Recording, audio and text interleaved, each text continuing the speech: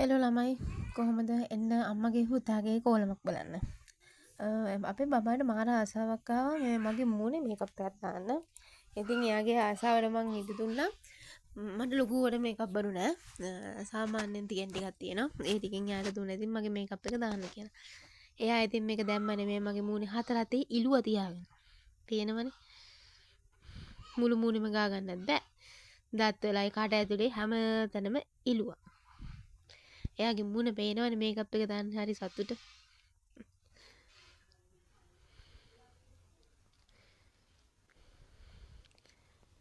හැමතැනම ගාලා අන්තිමට මට මේකේ මූණවත් හොදගන්න බෑ. මූණ හොදගත්තට පස්සේ අන්න ඒ තරම් ගාලා නෙමෙයි උලලා තියෙන්නේ.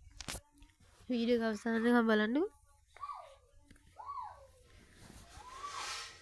අවසානයේ ලිප්ටිකුත් කට හැමතැනම ගාලා මූණෙත් එක්ක ලිප්ටික් ගැවයාට මුළු මූණෙම නිකන් චිත්‍රයක් වගේ අඳින්න වාසාවක් වගේ ඇති වෙලා දන්න ලිප්ටික් එකත් අරගෙන මූණෙත් ගාන්න උවමනාවක් තිබ්බා.